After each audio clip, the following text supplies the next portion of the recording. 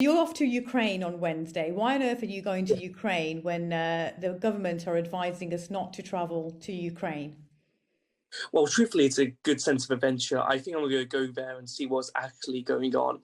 Start filming some stuff. I've got some interviews lined up with people on the front lines, not particularly soldiers, especially, but actually everyday people. And I'm going to tell their story about what's actually going on. I'm hoping I'm going to see the actual realities of war. And I'm hoping to come across some good people during their situations where, despite their hardships they're going through, they actually see some amazing I see some amazing things from amazing people helping out each other. What is the point in you going to Ukraine? I mean, what benefit are you bringing to anyone by putting yourself in such a dangerous position? So when I go to Ukraine, I'm going to bring some medical supplies and I'm going to bring some food and general stuff. So if something does go wrong and people need help, I'll be able to offer it to some degree. So I'm not just going there and, filming tragedy. I'm going there because people are inviting me. They invited me into their homes, that they actually want to meet me and shake my hands because they like what I do. Why are you putting yourself at such risk? Well, I honestly think it's more dangerous going to Birmingham nowadays anyway. And I can say that because I grew up in Birmingham anyway.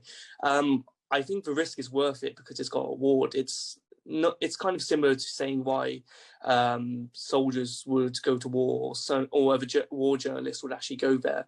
It sustains my lifestyle. So I'm not making tons of money off this. I'm basically just skimming off the top. But at the end of the day, I get to travel. I've got that kind of knack for what I do and I thoroughly enjoy it. What about your family though? Surely they don't want you to go to Ukraine.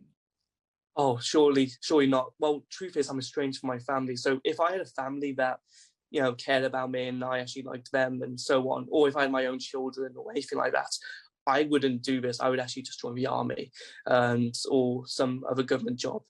But sadly, I don't have any family. What would you say to those people who would say that you traveling to Ukraine right now is incredibly irresponsible? I know you're taking responsibility for your own safety, but there are people watching. They're going to say, why is he not following the government's advice? Why is he not just staying put and helping in another way? There's plenty of people who need charitable support in England.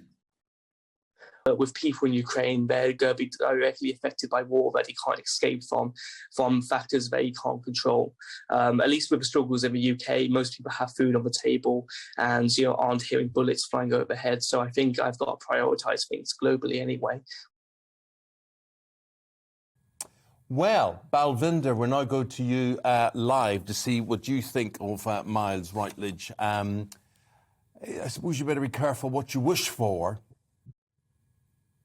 That's right, Eamon. Good morning, Eamon and Isabel. Yes, I mean, Miles is no ordinary student or young person. I mean, lots of young people like to travel in their gap year after they finish university. And, you might go interrailing around Europe. You might go to the Algarve or Magaluf, but not Miles. It was last summer when he Googled the 10 most top dangerous countries in the world to visit, and Afghanistan was at the top.